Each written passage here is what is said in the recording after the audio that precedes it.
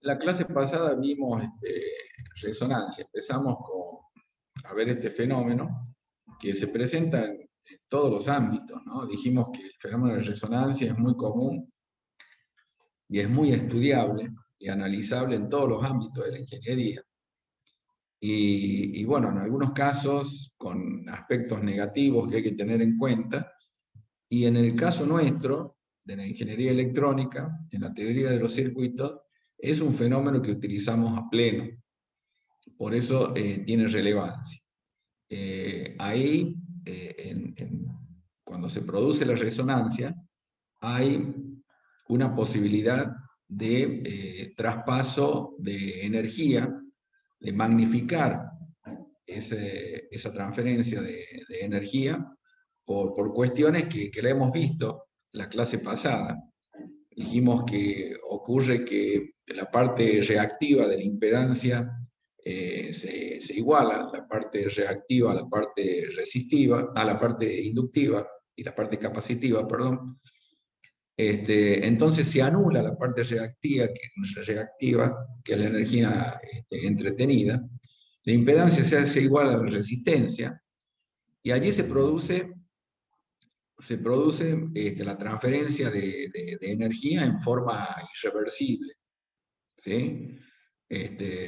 Y ese fenómeno lo utilizamos mucho nosotros para producir lo que llamamos oscilación, la frecuencia de oscilación o resonancia, y nos interesa sobremanera porque lo vamos a utilizar de acá en adelante para siempre en toda la teoría de filtros, que desde ya les adelanto que son dispositivos utilizados para capturar una señal en un ancho de banda determinado de frecuencia, ¿sí? Y poder procesar.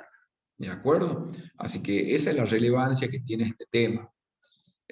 Hemos hecho comparaciones de todo tipo, o sea, a nivel físico, mecánico, el tema acústico, el tema de la resonancia, y creo que lo tienen perfectamente claro. Por eso las preguntas al principio de la clase si había alguna duda con respecto a eso. Hoy vamos a reforzar desde el punto de vista del modelo, el modelo eléctrico, el modelo que aplicamos, el modelo matemático en la resolución y en el análisis de circuitos. Vamos a estudiar a fondo, ¿sí? ¿Qué pasa con cada uno de las variables y cada uno de los parámetros en ese instante, en ese momento que se produce la resonancia? ¿De acuerdo? La clase pasada ya lo vimos hacia el final, pasamos una serie de gráficos y bueno, que son relevantes, y hoy lo vamos a ver en profundidad, y les pido que cualquier duda me pregunten, paren. Se tiene que entender muy bien conceptual y matemáticamente el fenómeno de resonancia, porque los van a manejar en todo el campo profesional. Ya les dije, siempre que les vayan a pedir como ingenieros diseñar un dispositivo que mida una determinada señal, le había puesto ejemplos, qué sé yo, medir la radiación ionizante que emite un equipo de rayos, un tomógrafo, medir la radiactividad que emite un equipo de cámara gamma o un radioisótopo, o medir radiación cósmica, lo que fuera. Ustedes lo primero que van a tener que hacer en el diseño de ese dispositivo es diseñar un filtro, ¿sí? Que capte la señal en ese ancho de banda de frecuencia que corresponde, y por ende de la manera más fiel posible. Es decir, ese dispositivo tiene que tener un factor de mérito, un factor de calidad elevado, con una selectividad alta, de manera tal que no tenga señales espurias, lo más limpio posible, para después poder amplificarla, etcétera, etcétera, medirla. ¿De acuerdo? Entonces, fíjense la relevancia que tiene ese tema. Y en el diseño de filtros, la teoría de filtros se basa en el fenómeno de resonancia, en el fenómeno de resonancia eléctrica en este caso, ¿no? Hemos visto que hay hasta la resonancia que entran los puentes, ¿no? En la obra civil, lo que producen es colapso, etcétera, etcétera. Acá lo utilizamos como un fenómeno altamente positivo, y nos valemos de sus características para poder captar, ¿sí?, señales, de forma muy selectiva. ¿Se entiende? Sí, profe. Bueno, entonces vamos a seguir, digamos, con la presentación. Eh, Justamente en teoría de circuito 2 estamos viendo teoría convencional de filtros. Es decir, que sus compañeros que están cursando teoría de circuito 2, estamos con ese tema, y hay muchas de las cosas que me preguntan o hay dudas sobre el concepto de resonancia. Por eso esta clase vamos a hacer hincapié en cosas que, algunas cosas las vimos la clase pasada de forma muy, muy superficial.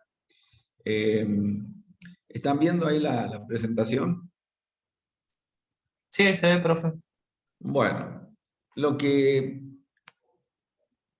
tenemos que analizar eh, en un circuito, por ejemplo, RLC, ¿sí?, con una fuente de señal, que puede ser sinusoidal o no, eso, pero sí con un variador de frecuencia, es decir, esa señal podemos variarla, ¿no? Podemos variar la frecuencia, podemos variar la pulsación angular, que estamos hablando de variables proporcionales, la pulsación omega con la frecuencia.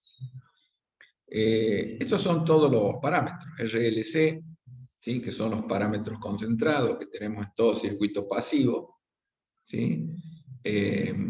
Por ende, la parte, tanto el inductor como el capacitor, tienen la parte reactiva, ¿no?, de la impedancia, o sea, tienen una reactancia, producen una reactancia inductiva y una reactancia capacitiva.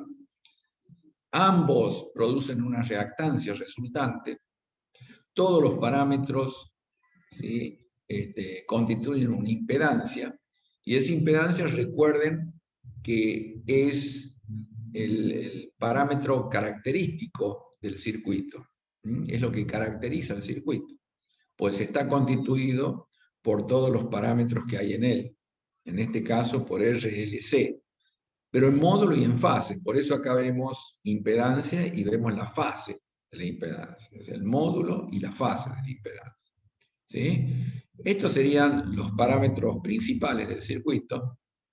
Y después vienen lo que es la excitación y la respuesta. La respuesta, la corriente que se instala en la respuesta, B es la tensión acá de excitación, que es la entrada, que es dato, y la respuesta produce una caída de tensión en la resistencia, una fuerza electromotriz en la inductancia y una tensión de carga en el capacitor, ¿sí? Por ende, si decimos que en la resonancia se produce una igualdad entre la reactancia inductiva y capacitiva, bueno, vamos a analizar qué pasa entre la tensión entre el inductor y el capacitor, ¿sí? ¿De acuerdo? Es muy importante. Y también vamos a analizar las potencias, ¿sí? La potencia aparente, potencia activa y potencia reactiva. Con eso estaríamos analizando todos los parámetros y las variables, ¿no?, del circuito resonante. ¿Alguna pregunta hasta acá? No, profe, por el momento no. Bueno, recuerden que paren ahí nomás ante la primera duda.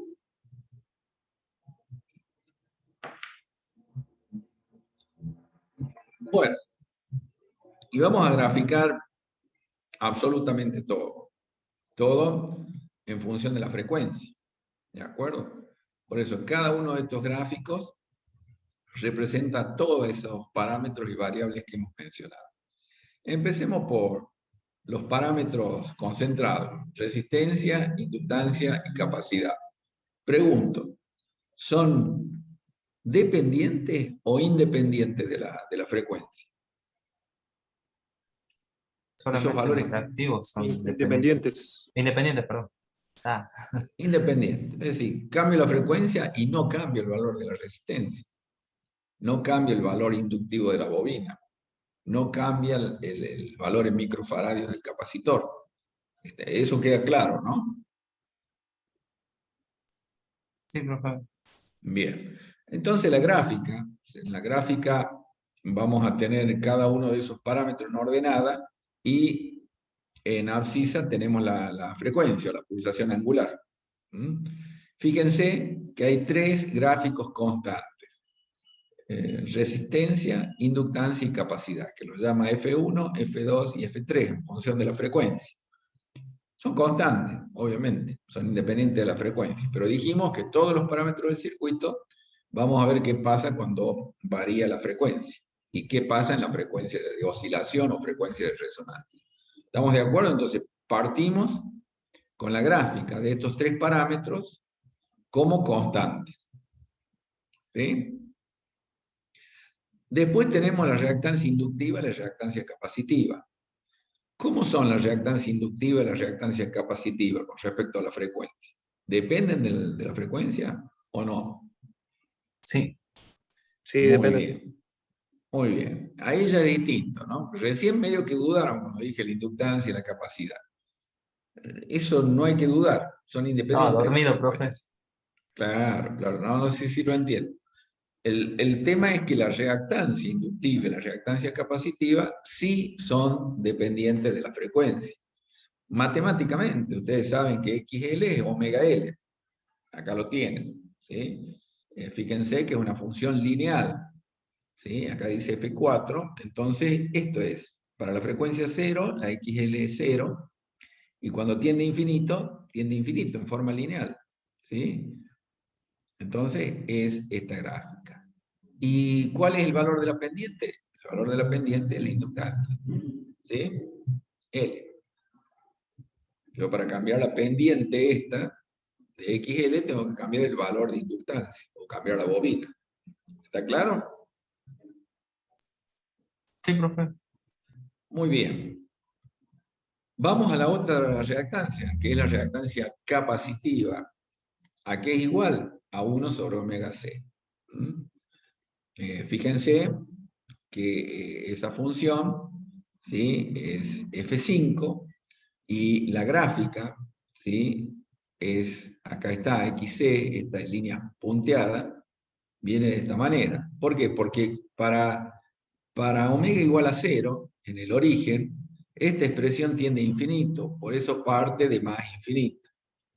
Y a medida que va creciendo, a medida que esto va creciendo, que tiende a infinito, esta expresión tiende a 0. O sea que por un lado viene de más infinito y tiende a 0. O sea que es una hipérbola equilátera. ¿Está claro? Sí, profe. Bueno, ya ahí tendrían que preguntar algo, hay una curiosidad, fíjense, la reactancia inductiva va de esta manera y la reactancia capacitiva viene de otra, y hay un punto de intersección acá. ¿Qué indica este punto de intersección? La frecuencia de resonancia. Muy Que bien, hay una frecuencia donde valen iguales. exactamente, ahí está. ¿Sí? Está bien, caía de Maduro, que es la frecuencia de resonancia, ¿no? Esa respuesta era lógica que la den. Pero en la frecuencia de resonancia, cuando se produce la reactancia inductiva es igual a la reactancia capacitiva. Por lo tanto, X, la reactancia total, que es la diferencia de ambas, se anula y la impedancia es igual a la resistencia. Eso es lo que tienen que tener en claro. ¿Está? ¿Está? Entonces, en este punto ya intuimos que esta es la frecuencia de resonancia. ¿Sí? Ambas se hacen iguales. Y por ende vamos a la gráfica ahora de X, ¿sí?, que es la reactancia total. La reactancia total es la diferencia entre la inductiva y la capacitiva. Y en ese punto es lógico que sea 0. ¿Ven que pasa por 0? Y acá es simple, la inductiva es 0 y la capacitiva, ¿sí? La inductiva es infinito. Entonces, bueno, haciendo una diferencia, parte del negativo, porque es reactancia inductiva menos capacitiva, perdón. Y la reactancia capacitiva es negativa. Entonces, parte de acá. Y llega a este punto, que es la frecuencia de resonancia, donde es 0. ¿Sí? Y a partir de allí, ¿sí? Se invierte la cosa, porque la reactancia en este punto son iguales, y fíjense que pasa a ser la reactancia inductiva mayor que la reactancia capacitiva. Acá la diferencia es negativa, porque es al revés. En este sector, en este segmento, la reactancia inductiva es menor que la reactancia capacitiva. Por eso es negativo la diferencia. Y a partir de este punto, a partir de la resonancia, se invierte y se hace positivo. Y así tiende, ¿no? Asintóticamente tiende a la reactancia inductiva, obviamente. ¿Mm? ¿Se entiende, no? Sí, profe. Muy bien. Qué curiosidad, porque acá hay un gráfico, podemos graficar el módulo de X, ¿sí? Es decir, solamente positivizar, digamos, la función reactiva, y bueno, ahí tenemos este segmento, ¿no? Igualmente acá, es decir, es simétrica a este, nada más que de signo positivo, ¿no? Muy bien. Y hay una gráfica acá, que ya sería la impedancia. Fíjense, la impedancia es en módulo, raíz cuadrada de r cuadrado más x cuadrado. ¿De acuerdo? Entonces, siempre es positiva por empezar. Y fíjense que podemos analizar que en la resonancia, cuando la reactancia inductiva y la reactancia capacitiva son iguales, la reactancia total es 0, y fíjense que la impedancia es igual a la resistencia. Y este es el valor de resistencia, está constante. Por eso este punto acá. ¿De acuerdo? Después, como es una suma a ambos lados, ¿sí? A ambos lados, diciendo cuando es negativa y cuando es positiva la reactancia total, la curva da una cierta simetría y tiene este valor. Va bajando asintóticamente, perdón, va bajando hasta el valor de R, y de ahí vuelve a subir. ¿Está? O sea, esta sería la curva del módulo de la impedancia. ¿Lo ven? La impedancia nunca sería 0. Está claro, ¿no? Sí. El mínimo valor de la impedancia es el valor resistivo. Y eso es lo que se produce en el momento de la resonancia. Dudas, por favor. Acá donde tienen que venir todo el pool de preguntas por parte de ustedes. Pregunten todo lo que se les ocurra.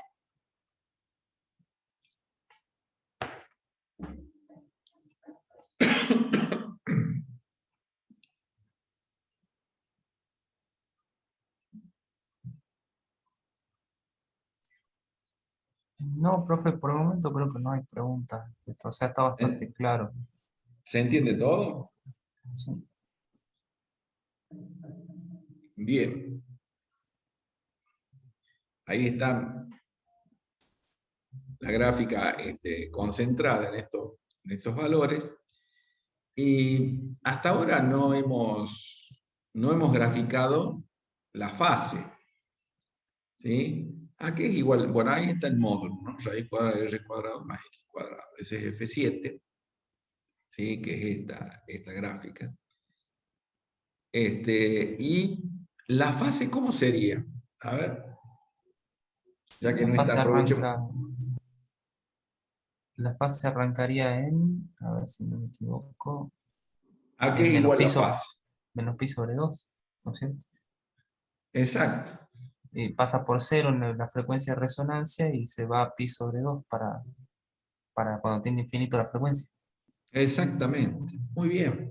¿Por qué? Porque la fase es el arco tangente, ¿sí?, de X sobre R. O sea, la parte reactiva sobre la parte resistiva. ¿Está? Ahí está, arco tangente de X sobre R, ¿no? Cuando X0, que es en el momento de la resonancia, ¿sí?, el arco tangente es 0. O sea, la fase es 0. ¿Mm? Pero acá lo único que hay, como X cambia de signo a un lado y al otro, es eso, ¿sí? Y vamos a partir de menos pi sobre 2, por esa razón, cuando tenemos parte reactiva nada más, ¿sí? Y vamos a pasar por 0, ¿sí? Y cuando tendemos a infinito, tendemos a la fase pi sobre 2 positiva. ¿De acuerdo? No tenemos que perder nunca de vista todas estas variables. Todo esto ocurre a la frecuencia de oscilación del circuito o a la frecuencia de resonancia. ¿Cómo se calcula esa frecuencia? 1 sobre raíz cuadrada de LC. Muy bien, muy bien. Excelente. ¿De acuerdo? Fíjense que depende de L y de C, de los parámetros reactivos, no del resistivo. ¿Mm? Y la respuesta, o se les llega a preguntar, es porque justamente es como una pareja, ¿sí?, que reaccionan de tal manera, en forma complementaria, se autosoportan y producen esa oscilación. Para que ustedes se imaginen, hagan su propia composición mental de que el capacitor se descarga a través de la bobina, ¿sí? La bobina reacciona ante esa descarga del capacitor con una fuerza electromotriz que se opone a la causa que lo produce, ¿sí? Esa fuerza electromotriz vuelve a cargar el capacitor y así sucesivamente. El capacitor se descarga y se autosoportan, bobina y capacitor. Por eso se les llama circuito tanque, les voy adelantando, en la jerga, ¿sí?, cuando vean filtros, cuando vean un circuito LC paralelo, ¿sí?, se le llama circuito tanque, ¿no?, por la analogía que se hace con la energía potencial y cinética que tenemos en un tanque de agua, ¿sí?, a una altura determinada, el tanque de nuestras casas, ¿sí? Hay agua almacenada, el tanque está lleno, y si no se abre ningún grifo, ¿sí?, sabemos que hay una energía potencial, de tal manera que si abrimos ese grifo se va a convertir en energía cinética, que va a depender de la altura, ¿no?, porque la velocidad que va a alcanzar el agua es raíz cuadrada de 2 veces la altura por la gravedad, ¿sí? Es decir, hay un intercambio, una energía potencial que se convierte en cinética, y bueno, y si de nuevo vamos reponiendo el agua, eso es lo que ocurriría entre el capacitor y el inductor. Queda claro, ¿no?, la analogía. Recuerden que como en electrónica no vemos el fenómeno, qué pasa con los electrones, utilizamos analogía.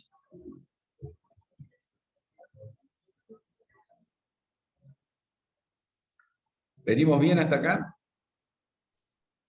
Sí, profe. Muy bien. Bueno, ya hemos visto la parte de los parámetros, ¿sí? El parámetro que caracteriza el circuito es la impedancia. Y ahora vamos a ver la respuesta, ¿no? Vamos a ver la corriente, tensión, la caída de tensión en la resistencia, en la inductancia, en la capacidad, etcétera, etcétera. ¿Sí? Veamos primero la respuesta. La respuesta es la corriente que se instala en el circuito. Desde el punto de vista del módulo, la corriente por ley de Ohm, es tensión sobre el módulo de la impedancia. Y el módulo de la impedancia es raíz cuadrada de R cuadrado más X cuadrado. ¿Cómo está puesta la fórmula acá? ¿Qué pasa? En la resonancia, X es 0. Por lo tanto, la impedancia va a ser raíz cuadrada de R cuadrado. O sea, se simplifica el cuadrado con el índice cuadrático y queda B sobre R. ¿Sí? Y esa es la corriente en el momento de la resonancia. ¿Está claro? Sí, profe. De ahí en más, lo que vamos a tener es una curva simétrica. ¿Por qué? Como una campana, muy parecido a una campana.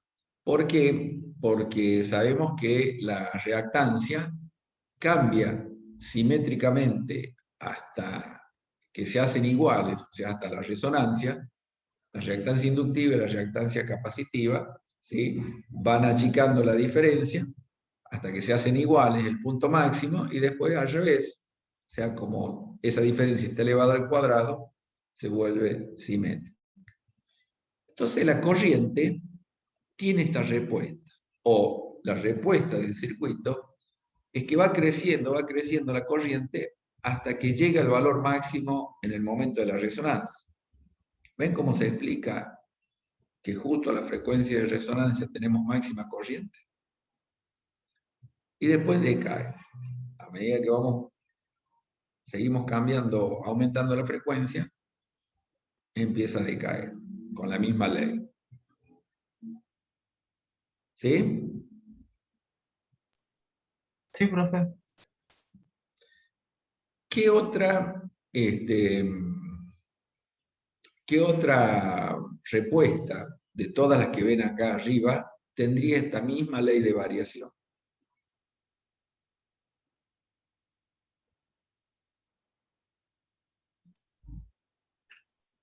Se me ocurre que la potencia, porque la corriente es cero para un momento dado, entonces puedo hacer la relación con I cuadrado y... Está bien, pero todavía no estamos hablando de la potencia. Ah, Hablamos perdón, no. de No había la, de pensado en esto. la, de la caída de tensión en la resistencia, en la inductancia, en la capacidad.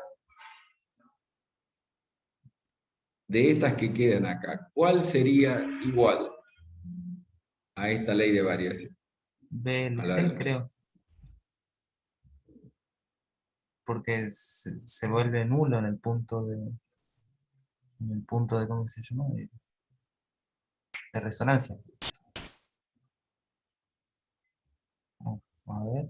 ¿Y B sub R qué pasa? No, esta van a ver que no. ¿Y B sub R qué pasa con B sub R? No, tiene razón, es su guerra. Me voy a Y hacer un claro, si café. B sub S es I por R. ¿Sí? Sí, re doble Entonces, de ella. bien, bien. Bueno, ahí está. Vamos a ver, fíjense que ahí está B sub R. Tiene la misma ley de variación, ¿no? Porque B sub R es I por R. Ahora, la B es constante. Esta B que ven acá es la excitación, es la tensión de excitación. ¿De acuerdo? Eso es constante. Y supongamos que eso sean 12 voltios, ¿no? Estemos excitando con 12 voltios el circuito, ¿sí?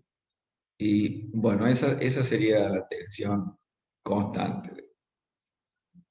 Y fíjense qué pasa con B sub R. O sea, B sub R en la frecuencia 0, ¿sí? La parte reactiva es 0, la corriente es 0, por ende I por R es 0. ¿Sí? O sea que tiene la misma ley de variación. Bueno, lo que hay que analizar ahora es la tensión inductiva y la tensión capacitiva, o sea, B sub L y B sub C. En el caso de la tensión inductiva, ¿sí? Recuerden que se va a dar, ¿a qué es igual la tensión inductiva, es I por XL, ¿de acuerdo? Y XL es omega L. Entonces, bueno, arranca de 0, ¿sí? Y va creciendo, y va a crecer, y va a crecer, perdón, sí, va a crecer, y va a crecer hasta un valor máximo, ¿sí? Que va a ser una frecuencia determinada, que le vamos a llamar omega sub L, una frecuencia determinada, dada, donde esa tensión en el inductor va a ser máxima. Obviamente que esa tensión es superior a la tensión de alimentación. ¿Está? Fíjense, ¿no? ¿De acuerdo? Y de ahí comienza a bajar. A partir de esa frecuencia, comienza a descender, pero no se va nunca a 0, sino que tiende al valor de la tensión de excitación. Siempre va a tener como piso la tensión de alimentación. Fíjense qué pasa con la tensión del capacitor, ¿no? La tensión del capacitor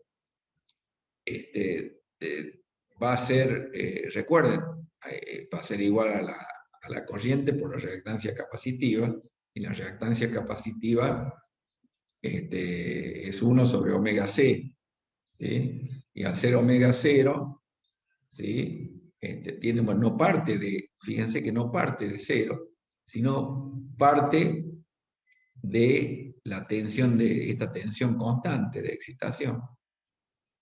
Y también va a crecer la tensión en el capacitor, ¿sí? Crece de tal manera a un punto, a una frecuencia dada, el máximo en una frecuencia llamada omega C, ¿sí? Y comienza a descender. Comienza a descender y acá hay un punto de intersección que justamente agarra la tensión en el capacitor disminuyendo y la tensión en el inductor creciendo, ¿sí? Y a partir de ahí se invierte con respecto a la tensión en el inductor. Fíjense que es prácticamente, ¿no? Y la tensión en el capacitor sí tiende, cuando omega tiende a infinito, tiende a 0. ¿De acuerdo?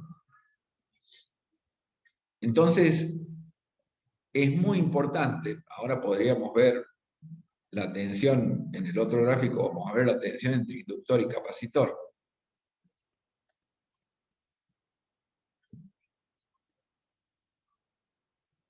Bueno, acá hemos visto lo mismo, ¿no? Nada más que está más clara la imagen. Y fíjense, si nosotros hacemos la diferencia, o sea, si esta es la tensión en el capacitor y esta la tensión del inductor, podemos hacer la diferencia. En este punto, al ser iguales, evidentemente esa tensión va a ser nula en la frecuencia de oscilación, porque acá son iguales, ¿sí? Y acá se va invirtiendo al revés. Y en el momento, acá en este punto, fíjense que la tensión inductiva es 0 y la tensión capacitiva es B. Entonces, va a partir del valor B, comienza a disminuir la tensión entre el inductor y el capacitor, la frecuencia de oscilación o resonancia es nula, y después para el otro lado vuelve otra vez a crecer, prácticamente en forma simétrica. Les queda claro, ¿no? Toda la gráfica es muy, pero muy curioso y certero lo que ocurre en la frecuencia de resonancia del circuito. ¿De acuerdo? Esto les va a hablar que las variables, al tener, fíjense todas las variables, ¿no? Lo que ocurre. Acá es máximo en la frecuencia de resonancia. Fíjense en las anteriores, ¿no? En la corriente, máxima corriente, la impedancia, bueno, esta es la fase, hay un cambio de fase. Después la impedancia viene y toma un valor mínimo en la frecuencia de resonancia. Bueno, todo eso habla que hay en ese punto un fenómeno netamente de intercambio energético, ¿sí? Muy importante, irreversible, donde se produce la máxima transferencia de energía. ¿Qué pasa con las potencias? Ahí se había adelantado Juan Carlos con el tema de la potencia. Cuando hablamos sabemos que hay un triángulo de potencia aparente, potencia activa y potencia reactiva. Potencia activa está ligada al cateto adyacente al ángulo y la potencia reactiva al cateto opuesto. ¿Sí? La potencia activa, el coseno de Fick, se llama factor de potencia. Bueno, eso ya lo vi. Bueno, el análisis es el siguiente. Tanto la potencia, vamos primero con la potencia activa, que es ¿no? La que, ¿se acuerdan que es B por I por coseno de, bueno, la potencia aparente es B por I, ¿no? La potencia activa es B por I por coseno de phi, y la potencia reactiva B por I por seno de phi. ¿Está? Entonces, la reactiva es lógico que tenga una variación de tipo senoidal, ¿no? Un semiciclo negativo y otro positivo. Pero en el caso de la aparente, creo que Juan Carlos había dicho, ¿no? Prácticamente la P sub S copia, ¿no? La forma de la corriente. Es decir, que en la frecuencia de resonancia es máxima la potencia aparente. ¿Sí? Y la potencia activa, como tiene una variación cosinusoidal, ¿sí? Y varía con el coseno, con el factor de potencia, también fíjense que arranca de cero, porque para omega 0 la corriente es 0, o sea que acompaña prácticamente a la potencia aparente, pero siempre por debajo, ¿no? Fíjense, es una línea de puntos que va por debajo, y en la frecuencia de resonancia se igualan la potencia aparente y la potencia activa. ¿Por qué? La pregunta. ¿Por qué en la resonancia se igualan la potencia aparente y la potencia activa? Porque en la resonancia el circuito se vuelve resistivo puro. Muy bien. O sea, y la potencia reactiva es 0. Fíjense que acá es 0, ¿no?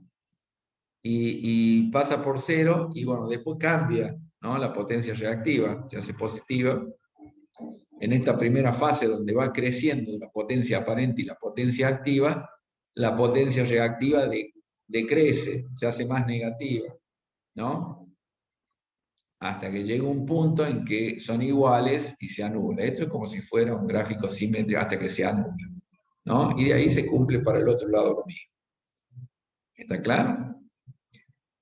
Bueno, acá vemos las tres potencias, o el triángulo de potencia, el famoso triángulo de potencia, graficado en forma continua, en función de la frecuencia. Interesantísimo lo que pasa en la resonancia. Esto tiene que quedarse grabado. La potencia reactiva es nula. ¿Sí? Al ser la potencia reactiva nula, la potencia aparente es igual a la activa. Es el máximo punto que podemos aspirar. Miren cómo le sacamos provecho nosotros al fenómeno de resonancia en ingeniería electrónica. ¿Está? Mientras que en otras ramas de la ingeniería es un fenómeno temido, nos alejamos de la resonancia, etcétera, etcétera, porque puede producir el colapso de estructuras físicas, la rotura de los puentes, el colapso del puente, de los edificios. Nosotros en ese punto le sacamos provecho. Se produce la máxima transferencia de energía. Queda claro, ¿no? Y es lo que buscamos siempre.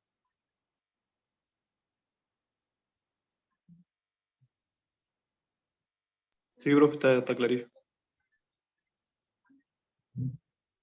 Ahí están las tres, inclusive, bueno, fíjense que el valor máximo de la potencia en este punto aparente y potencia activa es B cuadrado sobre R.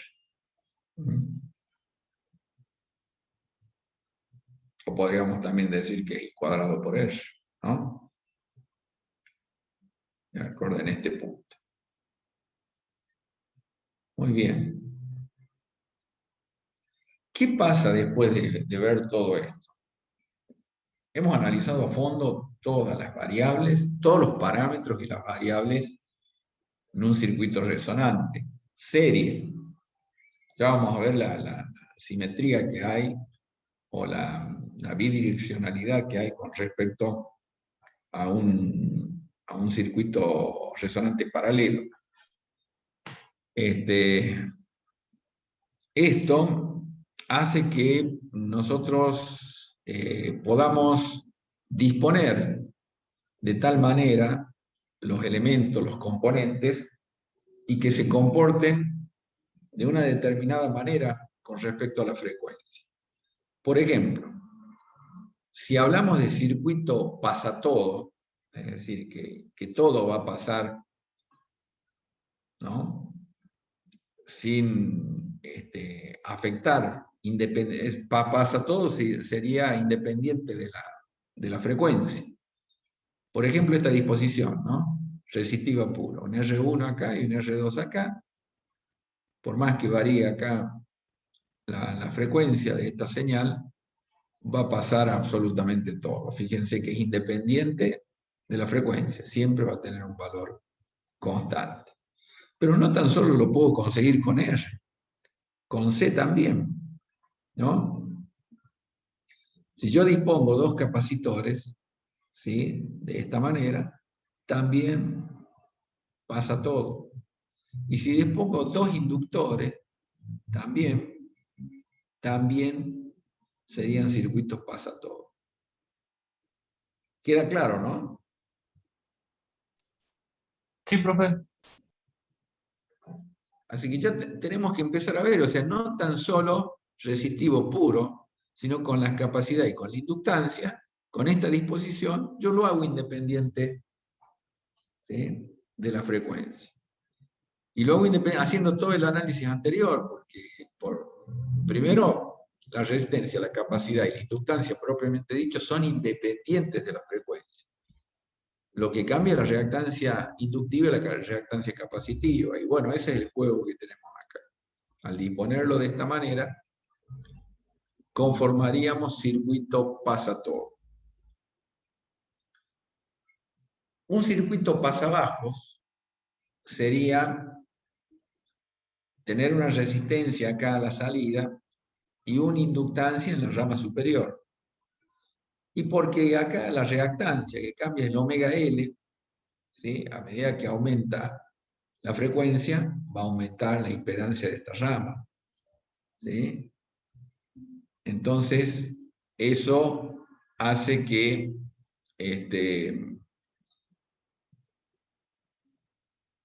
disculpen un segundo. Hola, Mariano. Mariano.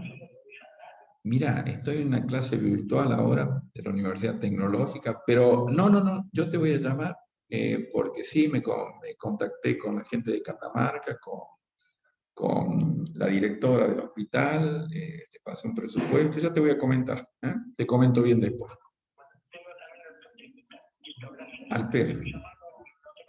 ¿Cómo no? Hasta luego. Entonces. Mil disculpas. Entonces, se entiende, ¿no? Que por qué es pasabajos. Y al revés, si ponemos un capacitor, como acá la impedancia o la reactancia capacitiva es 1 sobre omega c, a medida que crece la frecuencia, la reactancia decrece, por ende, a frecuencias altas voy a obtener mayor nivel de tensión, ¿no? ¿Por qué? Porque analizamos la respuesta, acá la tensión en el resistor, o sea, la tensión de carga. Queda claro, ¿no?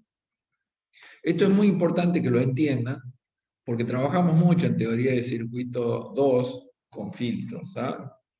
Y van a escuchar después hablar de filtro pasa bajo, filtro pasa alto, pasa banda, elimina banda, etcétera, etcétera. Un circuito pasa banda ya no lo puedo obtener como en el caso de pasa bajo o pasa alto, ¿sí? No puedo obtener, sino que ya para hablar de una banda determinada, ya introduzco el fenómeno de resonancia, porque sé que en un circuito LC serie, ¿sí? La corriente va a tener esta variación, donde la frecuencia de resonancia es máximo. Por ende, la tensión de salida de este circuito va a ser máxima, ¿sí? Entonces, en un circuito resonante serie, tengo esta respuesta. Se llaman circuitos pasabanda. ¿Me siguen hasta acá? Sí, profe. Y en un circuito elimina banda, ¿sí? En lugar de tener la rama, se invierte solamente en la rama superior, teníamos un LC serie, lo tenemos acá, ¿sí? Que vendría a ser en paralelo acá con la carga que vamos a acoplar, y la resistencia en la parte superior. Entonces, por acá pasa por la resistencia pasa todas las señales, independientemente de la frecuencia. Pero acá la señal va a encontrar, ¿sí? Es como una trampa, ¿sí? Y se produce finalmente la diferencia, porque la tensión acá, la tensión de salida va a ser la tensión LC, y va a ocurrir esto, ¿no? Al revés, fíjense que se anula la salida a la frecuencia de resonancia. Por eso eliminamos, no tan solo la señal de esa frecuencia de oscilación o la frecuencia de resonancia, sino toda una banda, ¿no? Para un lado y para el otro. Queda claro, ¿no? Fíjense cómo ustedes ya empiezan a encontrar respuestas o miran la configuración de un circuito y rápidamente ya lo van a asociar a que si es un circuito pasa todo, pasa bajo, pasa alto, pasa banda o elimina banda. ¿De acuerdo?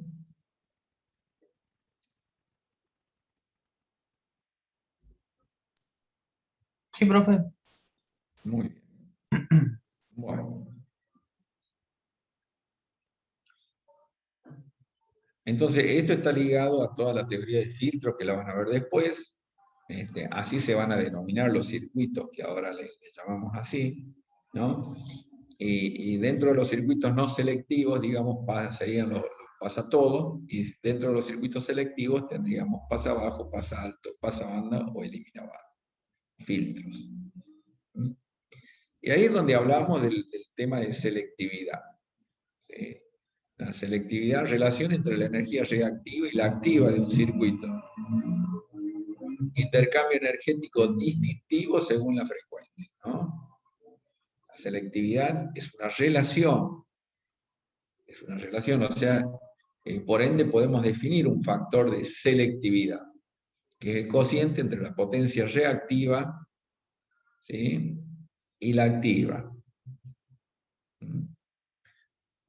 ¿Está claro? Ahí está.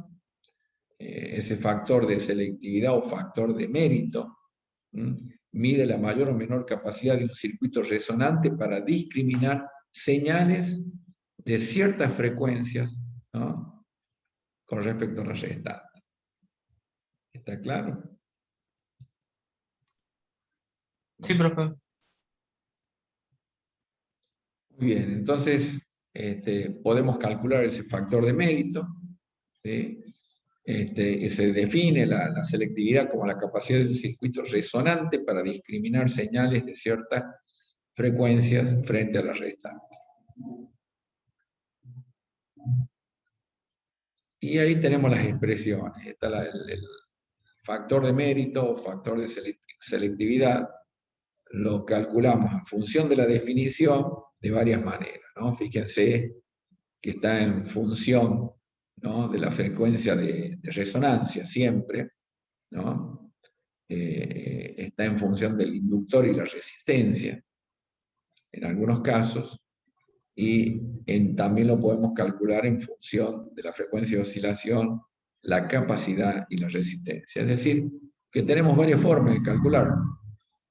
El factor de mérito del circuito de selectividad, en todos los casos tenemos que conocer la frecuencia de resonancia y la resistencia. Y por ahí, si conocemos solamente la inductancia, tenemos una expresión, o si conocemos solamente la capacidad, tenemos otra expresión. ¿Está claro? Sí, profe. Sí, profe, sí. Muy bien. Ahí está. También en función de las tensiones, también se puede calcular. Bueno, pero son de desprendimiento del análisis matemático de la fórmula. Así que, digamos que finalmente también podemos calcularlo de esta manera, ¿no? Si la frecuencia de resonancia, la pulsación de resonancia la reemplazamos por 1 sobre raíz cuadrada de LC, y bueno, vamos a tener L sobre R. ¿Sí? Esta expresión, donde depende de R, L y C, en el caso de que no conociéramos la frecuencia de resonancia. Pero ya conociendo L y C, la frecuencia de resonancia la conocemos. Así que. Y también de acá de un delta omega, que es el llamado ancho de banda, ¿no? ¿De acuerdo? Y acá, ya que hablamos de ancho de banda, el ancho de banda lo definimos de la siguiente manera.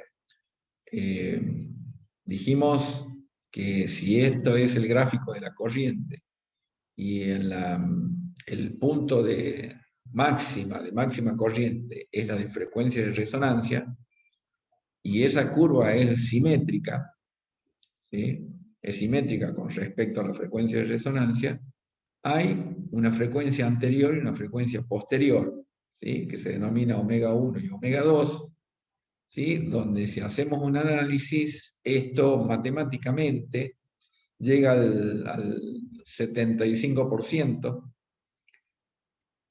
del valor máximo, y ahí se define esas frecuencias como la frecuencia superior e inferior, y la diferencia entre ambas es el llamado ancho de banda.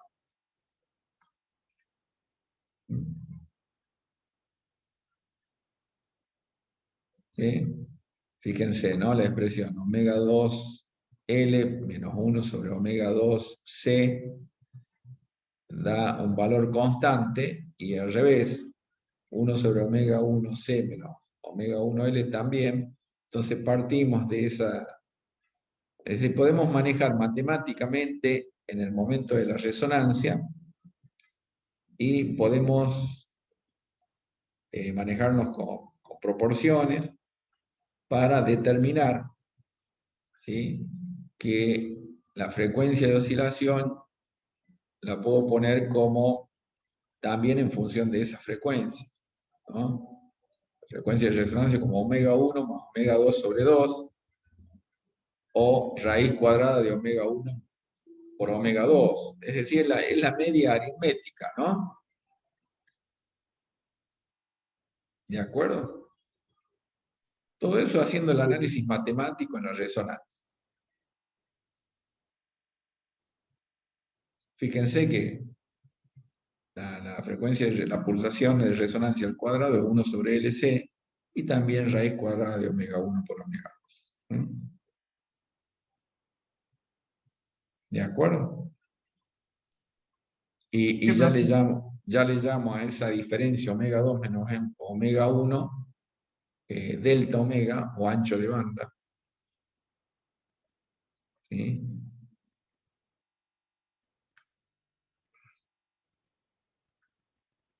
Y seguimos y podemos poner todo en función del ancho de banda, también el factor de mérito. ¿Sí? O la relación L sobre R, 1 sobre el ancho de banda. ¿Sí? O el factor de mérito sobre la pulsación angular. Es decir, podemos matemáticamente calcular absolutamente todo. En rigor de verdad, nos tenemos que volver expertos en el análisis de los circuitos en esa frecuencia de resonancia, porque es un fenómeno positivo eléctricamente. Y fíjense lo que les decía, que la corriente, ¿sí? En ese ancho de banda, en esa frecuencia omega 1 y omega 2, es 0,707 del valor de la, ¿sí? Es decir, el 70%. ¿Está? Ahí está. Entonces, omega 2 menos omega 1 es el ancho de banda, y es el intervalo de pulsación para amplitud del 70,7% de la máxima potencia, ¿no? Quiere decir que nosotros representaríamos, si hacemos una gráfica de corriente, ¿sí? Podemos reemplazar esta campana real, ¿sí? Por una ideal, por un pulso rectangular ideal de ancho igual al ancho de banda, ¿no? Omega 2 menos omega 1, perdón, sería este pulso rectangular donde el área comprendida, ¿sí? Es igual al área de la curva real, que es la curva de tipo campana que ocurre en la resonancia. Queda claro, ¿no? Sí, sí, Y está los bastante. puntos de intersección acá en la curva de corriente se da a los 0,707 del valor máximo, al 70,7%. Bueno, y ahí vamos a tener curvas de corriente, ¿no? Donde las curvas de corriente en función, ¿no es cierto?, de omega 0,1, omega 0,2, omega 0,3, ¿sí? Y fíjense que el factor de mérito me sirve para hacer esa campana, la resonancia, más empinado o más, es decir, cuanto mayor es el factor de mérito, mayor selectividad tiene el circuito, o sea, más empinada es esta campana, ¿no? Queda claro eso, ¿no?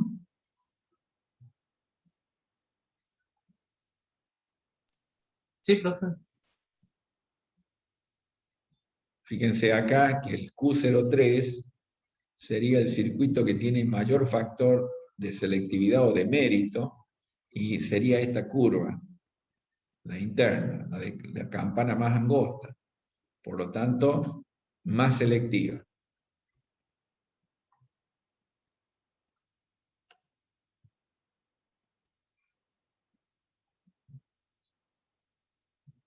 ¿Sí?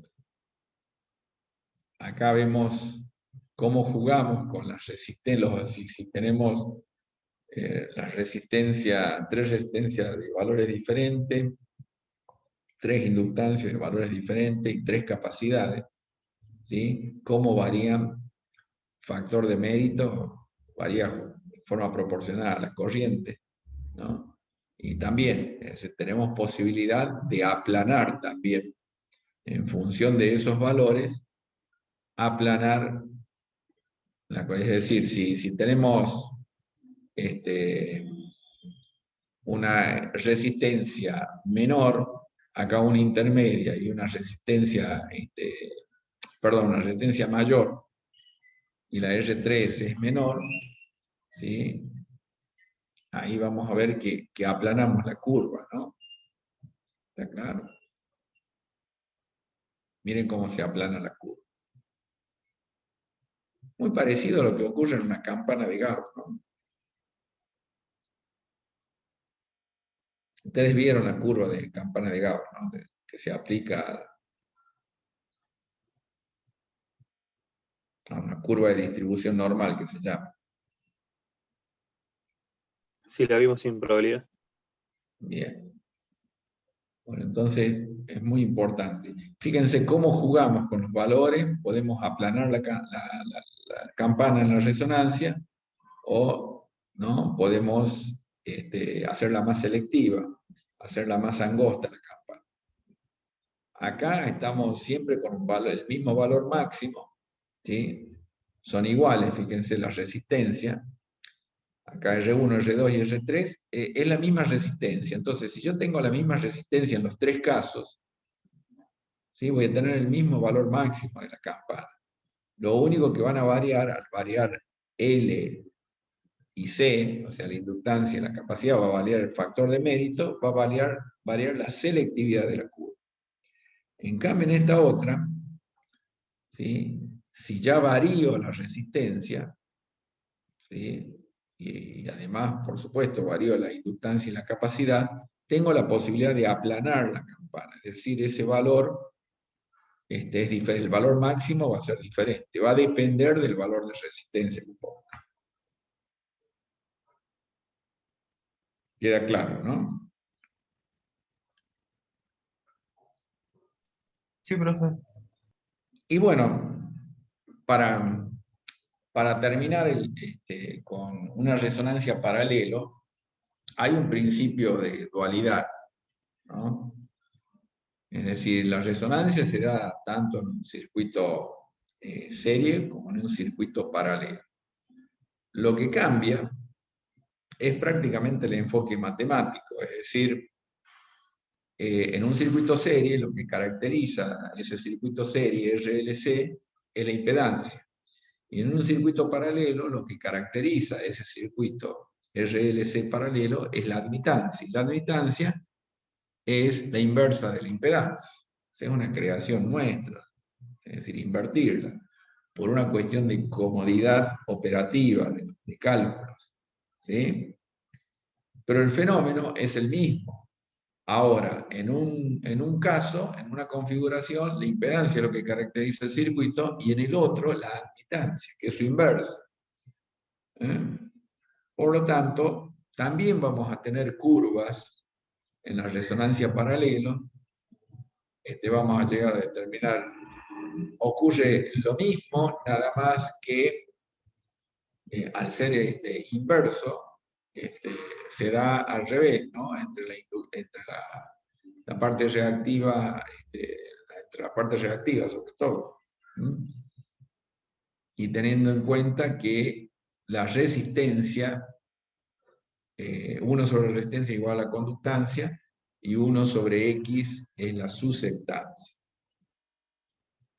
Pero en las gráficas hay un principio de dualidad, ¿no? Las gráficas son iguales. ¿Ven?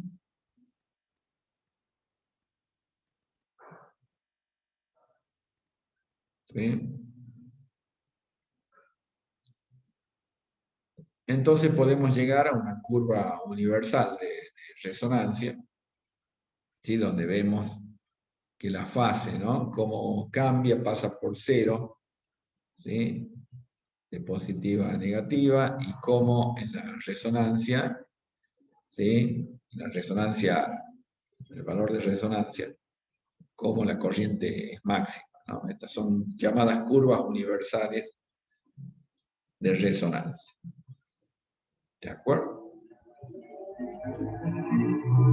Sí, profe. Qué bárbaro, ¿no?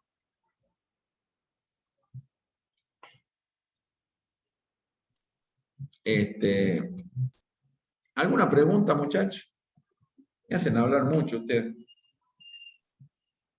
Puede ser interesante cómo se extiende esto, ¿no? Porque, o sea, todo el cálculo de lo que es una impedancia, yo siempre lo conozco hace bastante, pero siempre creo que lo empecé a ver de esta forma. Solamente es válido cuando son señales senoidales, o sea, todo eso depende de lo que vimos en Fasores. Pero a través de la serie de Fourier puedo como extenderlo un poco más, ¿no es cierto?, a señales que no sean estrictamente senoidales. Entonces, Lo extiendo, miren. Ustedes lo comienzan viendo en señales senoidales, porque es una forma de verlo con la matemática convencional, ¿no? Con las operaciones convencionales,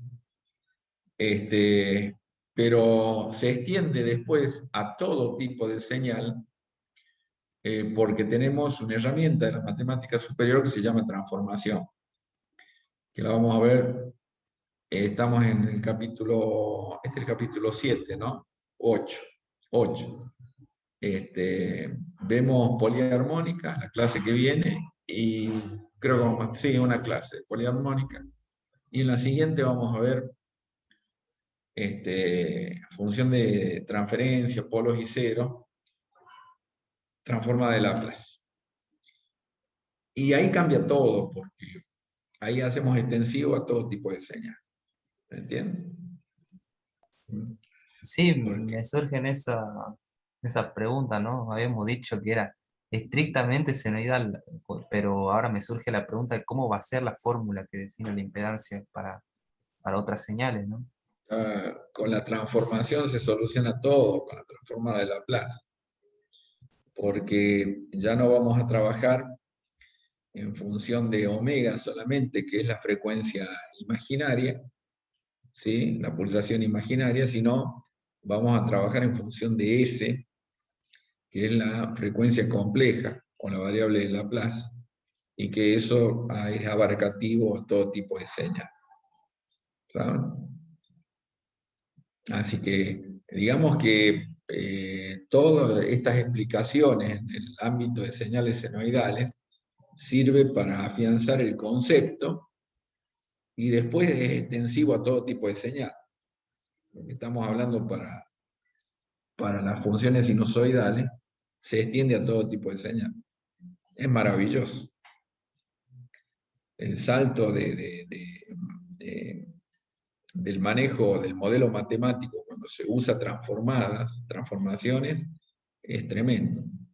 Es un potencial tremendo. Así que eso es lo que se viene.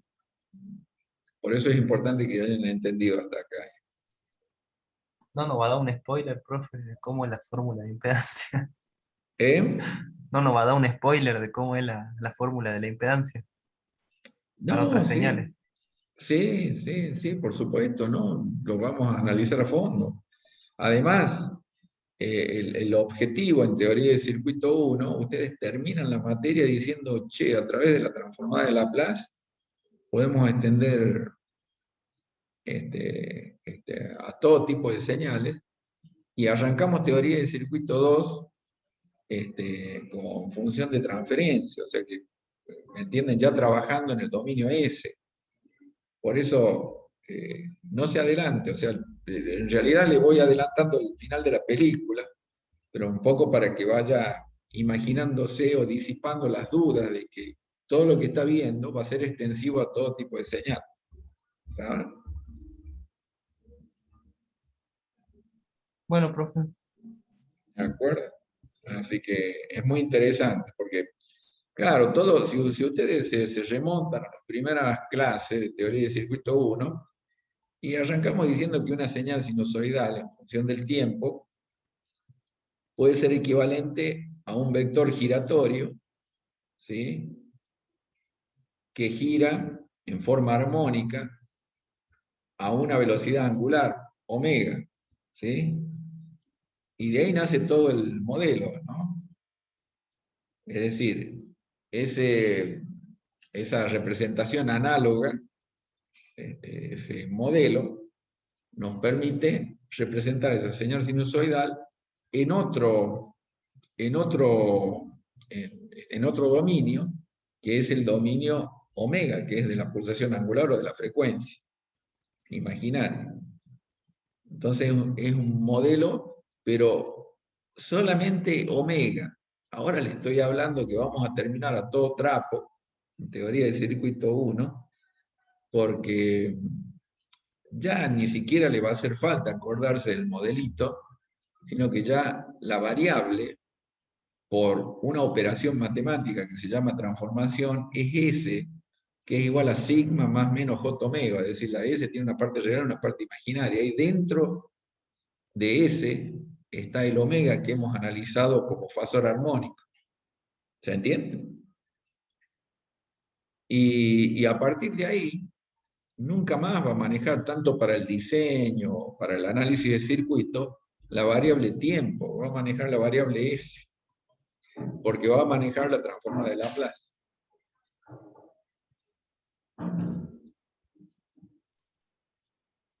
Qué más entretenido me parece, la verdad. Esperen un segundito, un segundito.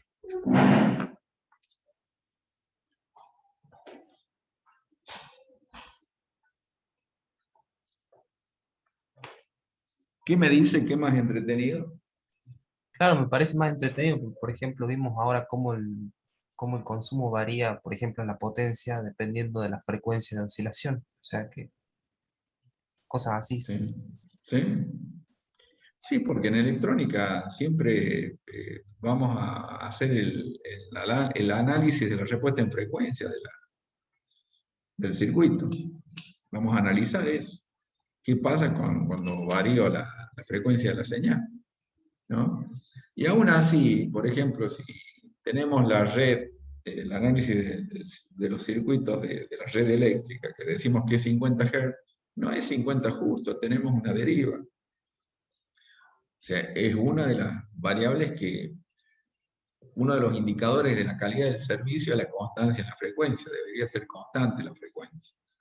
Pero la frecuencia no es constante, sino, ¿se acuerdan? Los tubos fluorescentes, bueno, o por ahí en la iluminación vieja, ¿no? de incandescente se notaba las diferencias de frecuencia, que ahora no se nota tanto con la iluminación LED, pero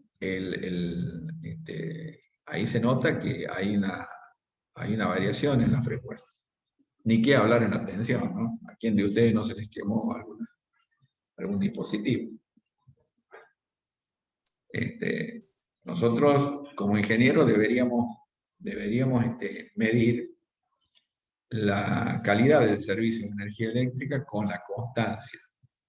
La constancia del servicio, la constancia de la tensión, si dicen 220 voltios, que sean 220 voltios, y la constancia en la frecuencia, que sea 50 Hz. Sin embargo, si medimos con un voltímetro de diferentes horas del día, van a ver que en horas pico de consumo la tensión baja, por eso tiene un más o menos 10% de tolerancia, pero que a veces baja ese límite superior y al bajar la tensión aumenta la corriente de carga y daña los dispositivos si no tenemos protecciones puestas. Ni Y que ni qué hablar, profe, hablar. las tormentas. Eso. Bueno, no. Acá No, en Salta, por ejemplo, hay muchas tormentas pero durante... yo no le estoy hablando de las descargas Ah, atmosféricas, no, son tienes razón. otra cuestión. No, le estoy hablando, a usted nunca se le quemó nada,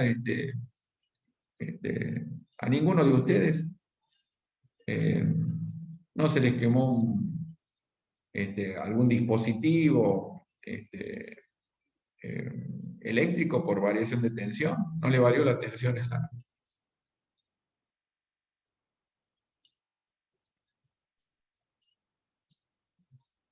¿No? Que yo recuerde, profe, una vez un router nomás, pero o sea, justo se dio una sobrecarga en la tormenta, ¿no? No es que justo se dio una descarga electrostática. Literalmente en ese momento vi cómo subió todo en la red, ¿no? O sea, el foco, todo. En el domicilio nunca se le quemó, qué sé yo, una heladera, un aire acondicionado en verano. A mí No, un Octapad, ¿Qué se le quemó, Ale? una batería electrónica. Bueno, a mí me tocó hacer reclamo, no en caso personal, sino de trabajo, ¿no? En los hospitales, por variaciones de tensión, se quemaron partes de equipos de tomografía, equipos de laboratorio. Deja mucho que desear la calidad del servicio de energía eléctrica en nuestra provincia y en nuestro país, sobre todo en nuestra provincia.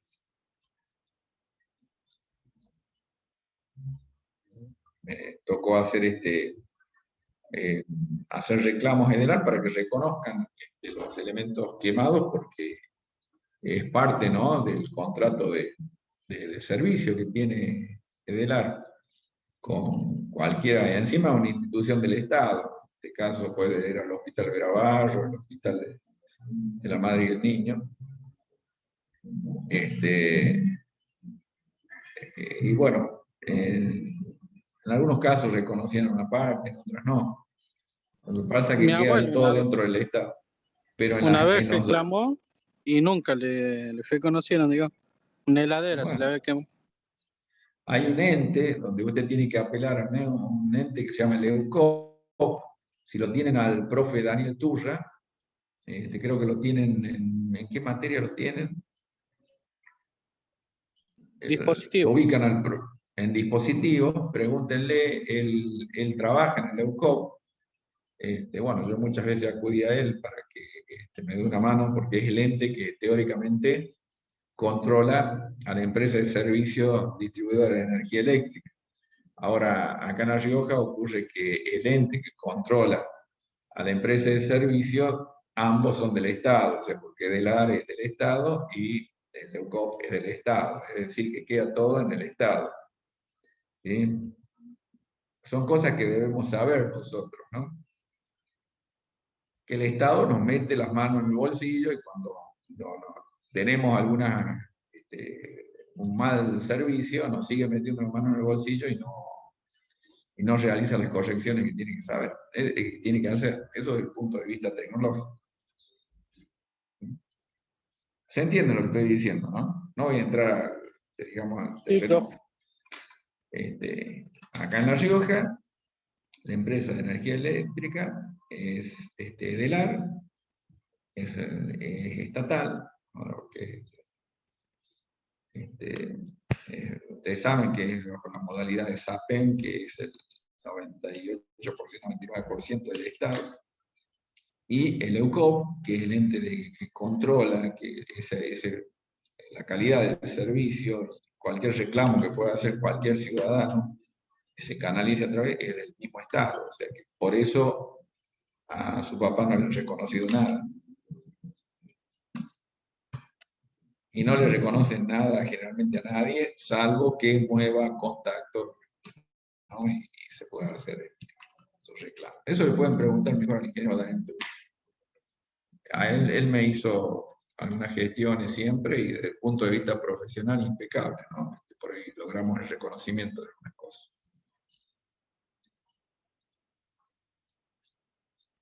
¿De acuerdo? ¿Todo esto se está grabando? sí, profe.